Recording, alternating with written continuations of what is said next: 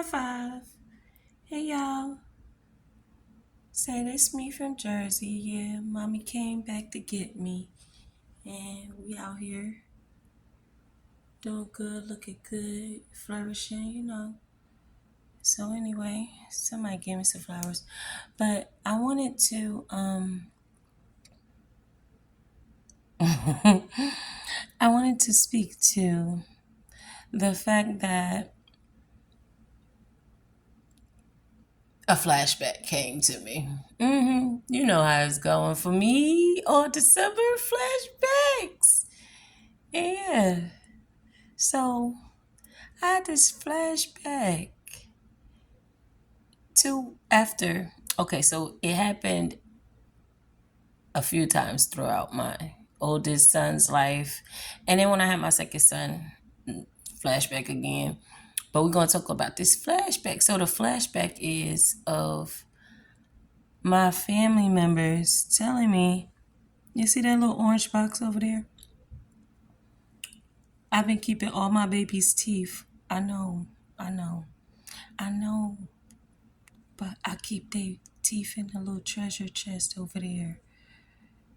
Yeah, over there with my crystals. Anyway, so I was told to abort my babies. And I was shunned for telling them no.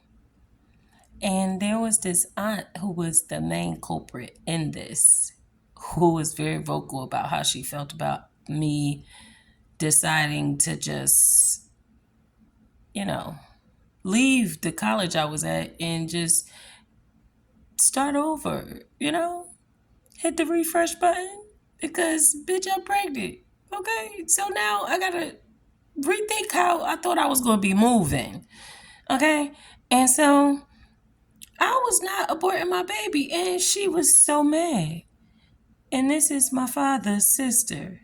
She's been in my life like I can't even remember a time when she wasn't when I was growing up. Like I can't even remember that I met her, type shit. Like she always been there, and I never knew nothing about sexuality as far as you know like in the opposite sex type of thing. I didn't know there was a name for it. I didn't know that she was in a relationship with a woman. I knew she lived with a woman. I knew, but I didn't know what it was called, basically.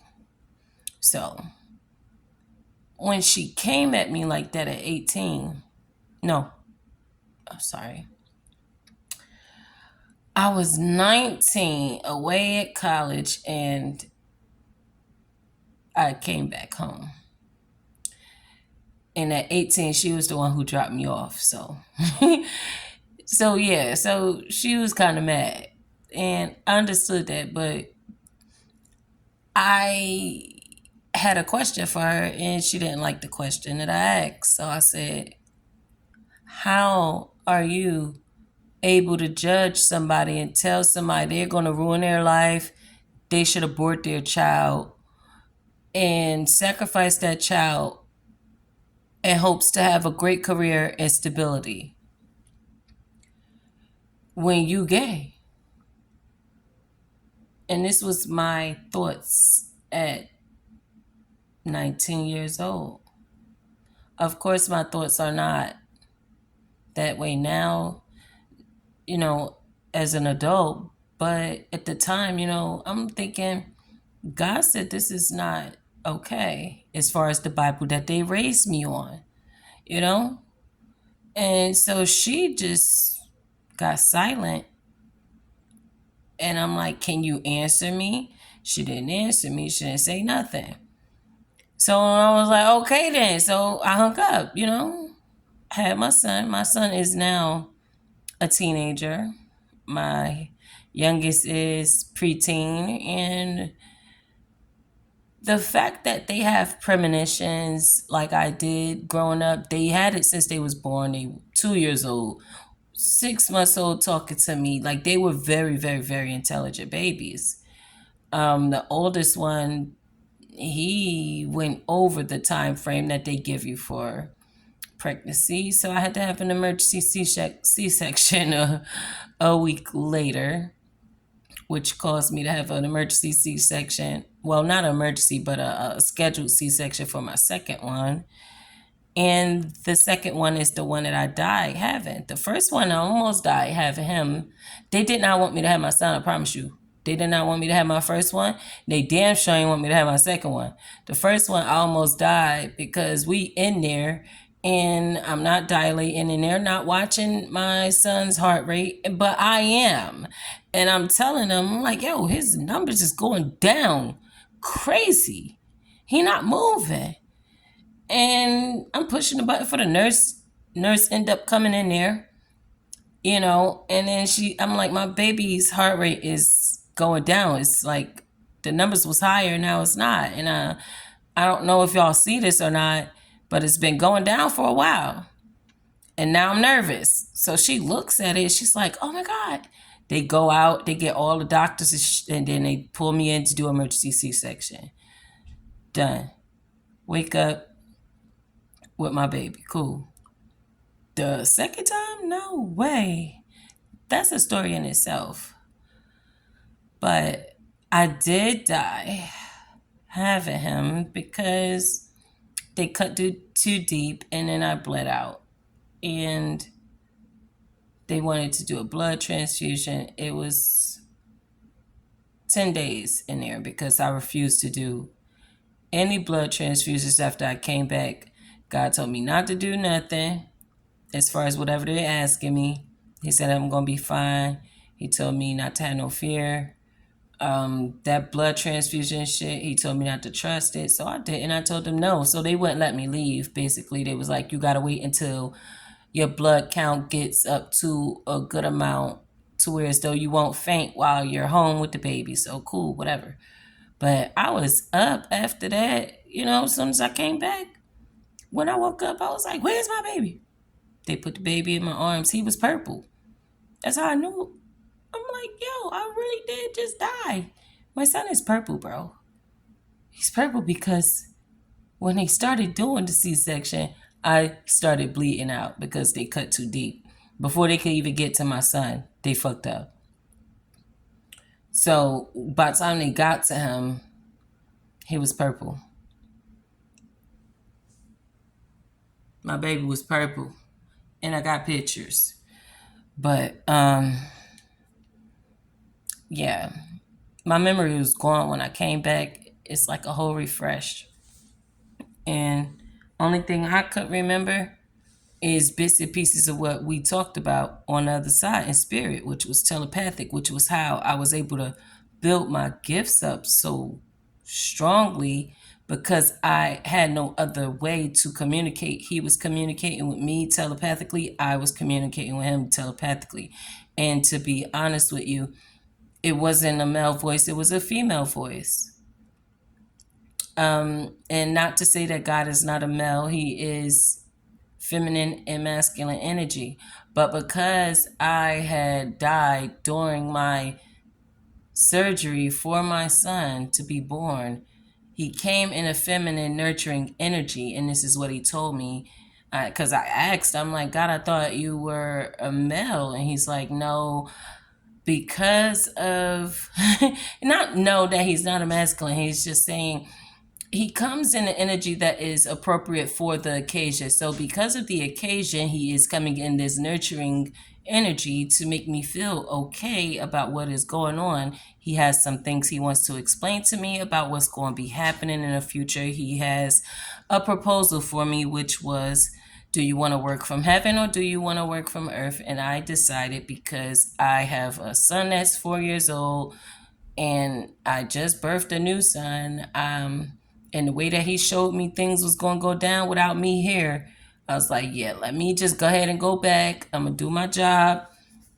And when he was sending me back into my body, I asked him, and everything that I'm telling you, he showed me visually, like the Polaroid films. It was like that. Like you could click on the picture on the okay, so back in the day, it used to be film. You take it to the CVS or Walgreens or whatever to get it, printed.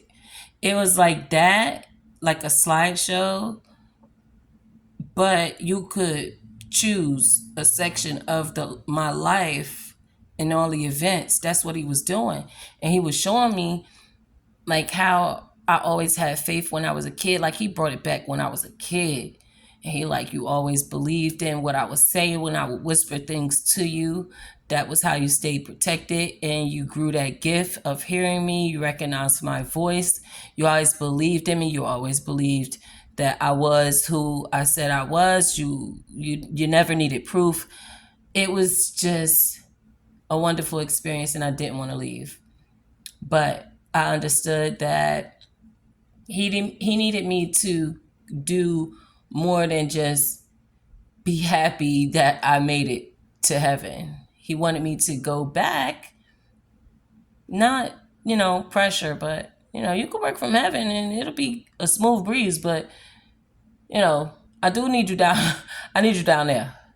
So, I figured from what I saw about to play out here on this earth, I needed to go back because I have two sons and I'm not having them go through what I see was about to be happening. And this was back in 2012. So you just think about everything that has happened since 2012 in your life, in the world, spiritually, everything energetically.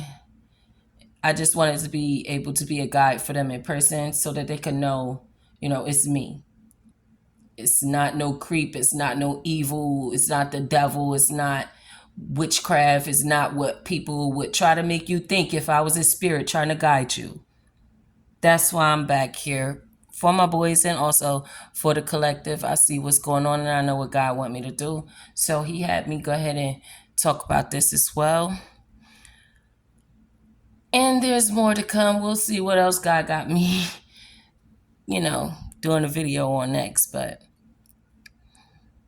to think that they actually thought pressuring me into aborting my child, pressuring me into not speaking up about sexual abuse in the family, pressuring me into not speaking up about sexual abuse in the church, pressuring me into not speaking up about premonitions and how God really does talk to us, and that thing that in that Bible that's telling you that was just these preachers, they telling you that is just that's what God used to do. He don't do that no more. If it spoke to Muslims, they said that God doesn't have physical messages here anymore. It's a lie. And they don't like that I say that. It's a lie. It's a lie. Yes, he do.